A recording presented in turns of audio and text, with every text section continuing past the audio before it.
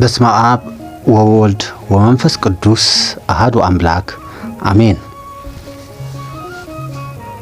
የተወደዳችሁ የክርስቶስ ቤተሰቦች በጌታችን በመድኃኒታችን ኢየሱስ ክርስቶስ ፍጹም ሰላም እንደምን ሰነበታችሁ? እንደምን ሳላችሁ? የቅዱሳን አምላክ የድንግል ማርያም ልጅ በቸርነቱ ጠብቆ ለዚህ ሰዓት ላደረሰን ስሙ ለዘላለም የተመሰገነ ይሁን። ዛሬ የምንነጋገረው ስለ አንድ ትልቅ የህይወት ለውጥ መሰረት ነው። እርሱም አእምሮን ማደስ ወይም ይሄ ማይንድ ሺፍት ብለው የሚጠሩት ነው። ለዚህ ስብከት ርዕስ የመረጥነው አእምሮ ማደስ ነው። የመጽሐፍ ቅዱስ ኃይለ ቃል ደግሞ ከወደ ሮሜ ሰዎች ምዕራፍ 12 ቁጥር 2 ላይ ያለውን ነው። እሱም በልባችሁ መታደስ ተለወጡ እንጂ ይህንን ዓለም አትምሰሉ፣ በክርስቶስ ዘንድ ያለው ፍቃድ እርሱም በጎና ደስ የሚያሰኝ ፍጹም የሆነው ነገር ምን እንደሆነ ፈትናችሁ ታውቁ ዘንድ ይላል ቅዱስ ጳውሎስ ለሮሜ ሰዎች በላኩ መልእክት ላይ ተለወጡ ይላል። ይህ ለውጥ ግን ከውጭ ወደ ውስጥ የሚወጣ ሳይሆን ከውስጥ ወደ ውጭ የሚፈስ ነው። አእምሮ ሲታደስ ሕይወት ይታደሳል። አእምሮ ሲቀየር ታሪክ ይቀየራል። የጥቅሱ ታሪካዊ ዳራ ወይም ጭብጡ ይሄ ነው። ይህ ጥቅስ የተጻፈበት ዘመንና ምክንያት ጥልቅ ትርጉም አለው። በዛን ጊዜ በጣም ጥልቅ የሆነ ትርጉም ባለው መልክ ነው የተጻፈው። ሐዋርያው ቅዱስ ጳውሎስ ወደ ሮሜ ሰዎች በጻፈው ወቅት የሮም ከተማ የዓለም ስልጣኔ የጥበብ የኃይል የብልጭልጭ ሕይወት ማዕከል ነበረች። በጣም ያደገች ሆና ግን በጣም ስልጡን ማዕከል ነበረች። ጥበብም የነበራት አብዝቶ ጥበብ የነበራት ኃይልም ብልጭልጭም የሆነት ሕይወት የነበረባት ማዕከል ነበረች። ያኔ በዚያ ከተማ ውስጥ የሚኖሩ ክርስቲያኖች በሁለት ትላልቅ ጫናዎች ውስጥ ነበሩ። በጣም እነዛ ጫናዎች ምንድናቸው? አንደኛው የሮም ዓለማዊ ሥርዓት ነበር። ሁለተኛው ደግሞ የአይሁድ ሕግጋትና ሥርዓት ነበር። ይህ የአይሁድ ሕግጋትና ሥርዓት ነው። ስለዚህ በሮሜ 12 ላይ ጳውሎስ የሚናገረው መስዋዕት ስለማቅረብ ነው። ሰውነታችሁን ሕያው ቅዱስና በክርስቶስ ዘንድ ደስ የሚያሰኝ መስዋዕት አድርጋችሁ አቅርቡ ይላል። ይህን ለማድረግ ደግሞ የመጀመሪያው እርምጃ አእምሮን ማደስ ነው። አእምሮን ማደስ።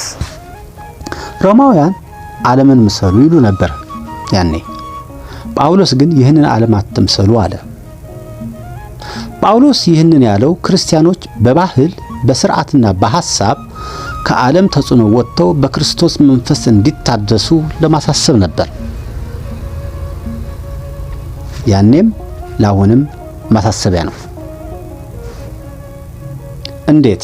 አንድ የአእምሮን ማደስ ከስነልቦና አንጻር እንመልከተውና በመጨረሻ ከታሪክም ከምናባዊም ታሪክ ካየን በኋላ በመጽሐፍ ቅዱስ ትንታኔ በመንፈሳዊ ትንታኔ እናየዋለን። ይህ ስብከት ከመንፈስ ከታሪክ ከምናባዊ ታሪክ እንየው እንጂ መጨረሻ ላይ ከመጽሐፍ ቅዱስ ትንታኔ ከመንፈሳዊ ዓለም እይታ ጋር ተገናኝቶ በመንፈሳዊ ዓለም እይታ የሚታሰር ነው። ስለዚህ የአእምሮን ማደስ ከስነልቦና አንጻር ምንድነው? አእምሮ መታደስ ማለት አእምሮአችን ሲናሳድሰው ሲባል ሰው የሰው ልጅ አእምሮ እንደ ለም መሬት ነው። በላዩ ላይ የዘራንበት ያበቅላል።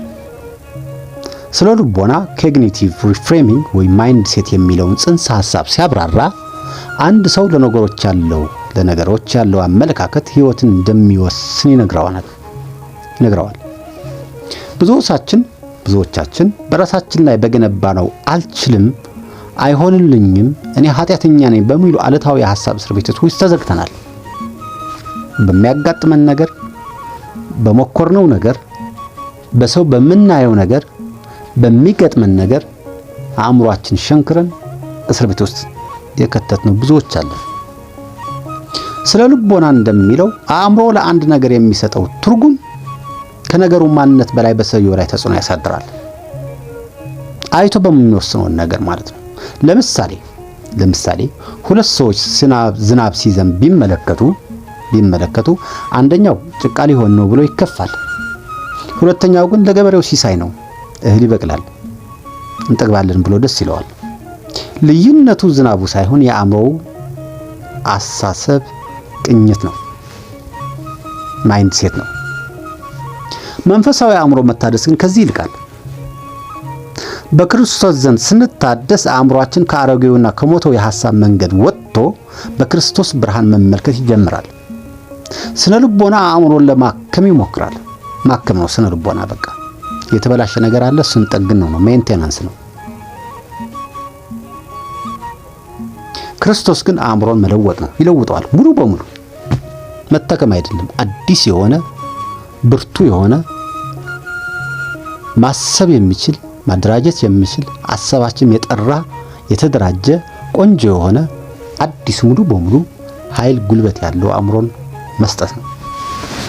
የአሳሰብ ለውጥ ማለት ራሱ በክርስቶስ መነጽር ማየት መቻል ነው። በጌታችን በመድኃኒታችን በኢየሱስ ክርስቶስ መነጽር ማየት መቻል ነው። ይህ ነው በአእምሮ መታደስ ማለት። ነገሮችን ስናይ በእግዚአብሔር መነጽር ሆነን ማየት፣ በእግዚአብሔር መነጽር ሆነን ማሰብ፣ በጌታችን መድኃኒታችን ኢየሱስ ክርስቶስ ላይ ሆነን ነገሮችን ማከናወን፣ መፍረድ፣ በጌታችን መድኃኒታችን ኢየሱስ ክርስቶስ ሆነን መገንዘብ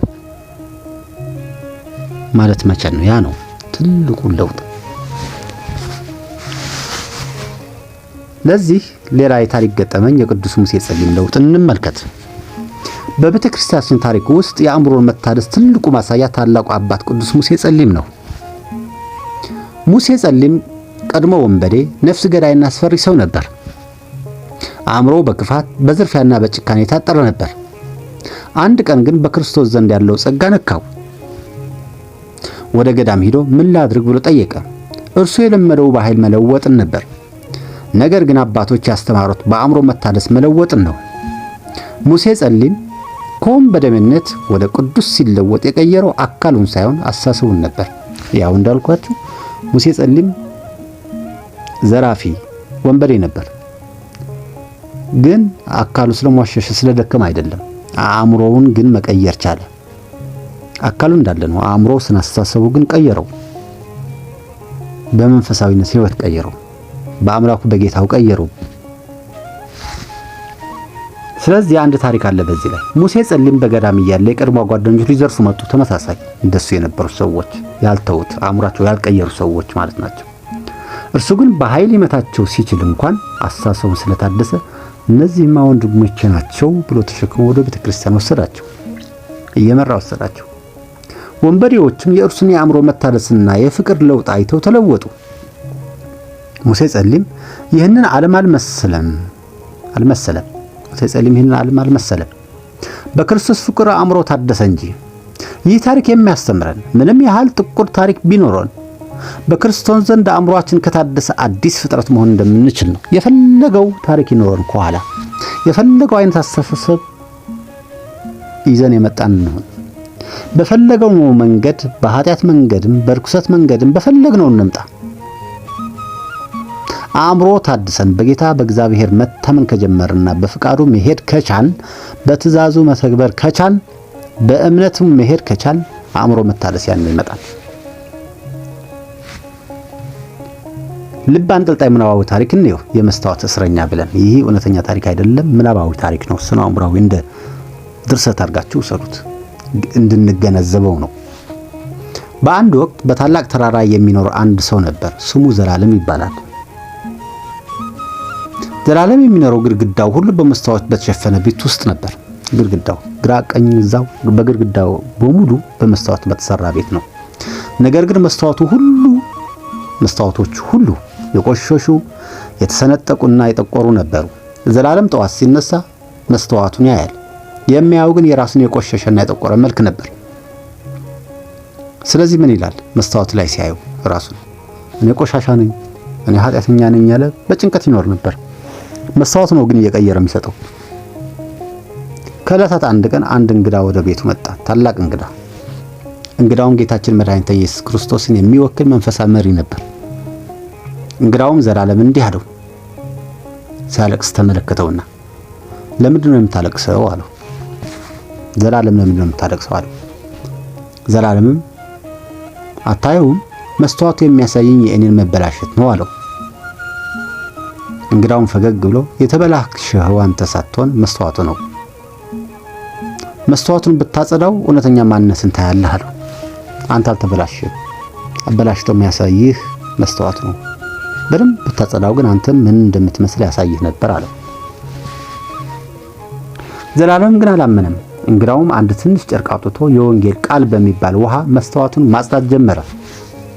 መስተዋቱ ሲጸዳ ዘላለም ራሱን አየ። በዚያ በመስተዋቱ ውስጥ ያየው ግን የቆሸሸ ሰው ሳይሆን የብርሃን ዘውድ የደፋ በክርስቶስ ዘንድ ክብር ያለው ልዑል ነበር። ሲጸዳ ራሱ ምን ያህል ጽዱ እንደሆነ መመልከት ጀመረ። ዘላለም ጮኸ፣ ያኔ ይህኔ ነኝ አለ። እንግዳውም እንዲህ አለው መለሰ፣ አዎ አንተ ይህን ዓለም ስለመሰልክ ነው ራስህን እንደ ቆሻሻ ያየኸው እንጂ አእምሮ ሲታደስ ግን በክርስቶስ ዘንድ ያለህን ክብር አየህ አለው። ይህ ታሪክ የእያንዳንዳችን ታሪክ ነው። ዓለም የኃጢአት መስተዋት እየደቀነችብን በድህነታችን፣ በጤና ማጣታችን፣ በመልካችን አትረባም፣ ኃጢአተኛ ነህ፣ ደሃ ነህ ትለናለች። በጉድለታችን ትወቅሰናለች።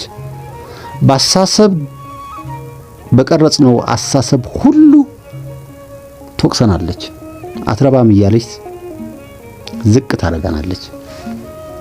አእምሯችን ሲታደስ ግን እኛ የንጉሥ ልጆች መሆናችንን እንረዳለን። በጌታችን መድኃኒታችን ኢየሱስ ክርስቶስ ግን ሁሉም ወደ ከፍታ ነው የሚመጣው። ሁሉም ወደ ላይ ነው።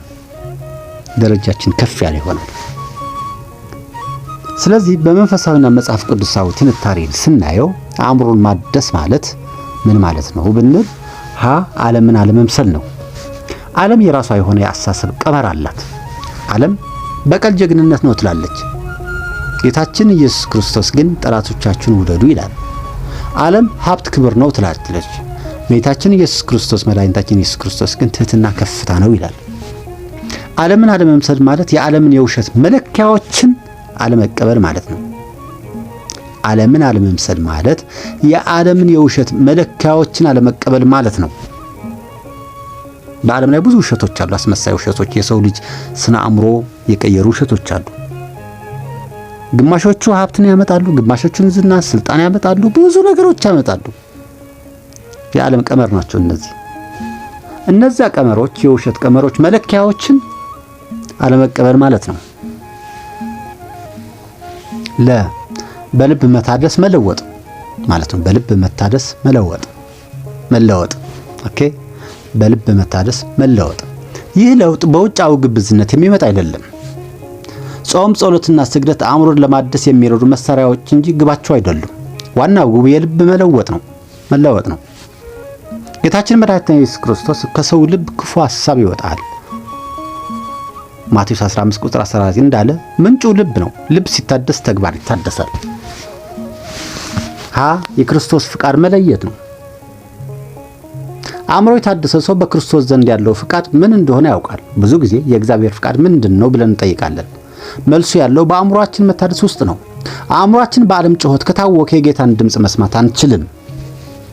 አእምሮ ሲረጋና በወንጌል ሲታደስ ግን የጌታ ፍቃድ እንደ ንጋት ፀሐይ ግልጽ ይሆንልናል። 5 ሌላው በጣም መቅረት የሌለበት ነገር ደግሞ የእመቤታችን የቅድስት ድንግል ማርያም ተራዳኢነትና አማላጅነት ነው። እዚህ ላይ በዚህ አእምሮ መታደስ ጉዞ ውስጥ የእመቤታችን የቅድስት ድንግል ማርያም ሚና ታላቅ ነው። እመቤታችን የአእምሮ መታደስ ፍጹም ተምሳሌት ናት። ቅዱስ ገብርኤል መጥቶ ጸጋን የሞላሽ ሆይ ደስ ይበልሽ ስላት፣ እሷ ግን ይህ እንደምን ይሆንልኛል ነው ያለችው። በአእምሯ ታሰላስል ነበር። እንደዚህ ሆነ። እመቤታችንና አእምሯ ሁል ጊዜ ከክርስቶስ ዘንድ የታደሰና ለቃሉ የተገዛ ስለነበረ እንደ ቃል ይሆንልኝ ማለት ቻለች። እኛም የአእምሯችን በአልባሌ ሐሳብና በጭንቀት ሲታወክ ድንግል ሆይ ልክ እንዳንቺ አእምሮዬን ለልጅሽ ቃል እንዲገዛ እርጅኝ ብለን ልንማጸናት ይገባል። እመቤታችን በቃና ዘገሊላ የሚላችን ሁሉ አድርጉ እንዳለች ዛሬም ለእኛ የምትመክረን አእምሯችንን ለልጇ ለጌታችን ለመድኃኒታችን ኢየሱስ ክርስቶስ እንድንሰጥ ነው። የእሷ ተራዳኢነትና እናታዊ ምክር አሳሰባችንን ከምድራዊ ወደ ሰማያዊ ለመለወጥ ብርታት ይሆነናል። እሷ የንጽህና መስተዋት ናት። ወደ እሷ ስንመለከት አእምሯችን በቅድስና መታደስን ይመራል። የተወደዳችሁ ምእመናን፣ አእምሮን ማደስ የአንድ ቀን ስራ አይደለም፣ የዘውትር ትግል ነው። በየቀኑ የምናየው፣ የምንሰማው፣ የምናስበው ነገር አእምሮአችንን ይቀርጸዋል። ዓለም በቴሌቪዥን በሶሻል ሚዲያና በጓደኛ ግፊት እኛን በራሷ ቅርጽ ለመቅረጽ ትጥራለች። እኛ ግን የክርስቶስ ልብ አለን። ዓለም በቴሌቪዥን በማህበራዊ ሚዲያ አሁን ባለው ነገር ተመልከቱ። ሰው ፊት ለፊት በሚመጣ በምናየው ነገር ሁሉ ልትቀርጸን ትሞክራለች። እኛ ግን የክርስቶስ ልብ አለን እንደሚል ሐዋርያ አሳሰባችን በክርስቶስ ቃል ልናጥበው ይገባል። አእምሮ ሲታደስ ድህነት ሳይሆን የክርስቶስን ባለጸግነት ታያለ። በሽታ ሳይሆን የክርስቶስ ፈዋሽነት ታያለ። ሞትን ሳይሆን የዘላለም ሕይወትን ትናፍቃለህ። ይህ ነው መታደስ ማለት። ስለዚህ ዛሬ ወስን፣ አእምሮዬን በክርስቶስ ዘንድ አድሳለሁ በል። አሮጌውና ሟቹን ዓለም መምሰል ይብቃን። በቅድስት ድንግል ማርያም አማላጅነት፣ በቅዱሳን ጸሎት፣ በጌታችን መድኃኒታችን ኢየሱስ ክርስቶስ ቸርነት የታደሰ ልብና አእምሮ ይስጠን። ስለዚህ በጸሎታችን መሃል አስቡ፣ ጾም፣ ጸሎት፣ እምነትና ፍቅር በጣም ወሳኝ ናቸው። በጸሎታችን መሃል ይህ የጸሎት አንቀጽ ብናስገባ የአእምሮ መታደስን በረከት እናገኝበታለን። እንዲህ እንበል። አቤቱ ጌታዬ መድኃኒቴ ኢየሱስ ክርስቶስ ሆይ አንተ የብርሃን ምንጭ ነህና በጨለማ የተዋጠውን አእምሮዬን በቃልህ ብርሃን አድሰው። በዚህ ዓለም ክፉ አሳሰብና ሥርዓት እንዳልሰጥም በቀኝህ ያዘኝ። እንደ ቅድስት እናትህ ድንግል ማርያም ለቃልህ የምታዘዝበትን ንጹሕ ልቦና ስጠኝ። የጥላቻ ሐሳብ በፍቅር፣ የጭንቀት ሐሳብ በተስፋ፣ የፍርሃትን ሐሳብ በእምነት ለውጥልኝ። በክርስቶስ ዘንድ ያለውን በጎና ደስ የሚያሰኝ ፍቃድን ማወቅ እንድችል ውስጣዊ ማንነትን ቀድሰው። ለዘላለሙ አሜን። ወስብሐት ለእግዚአብሔር ወለወላዲቱ ድንግል ወለመስቀሉ ክቡር አሜን።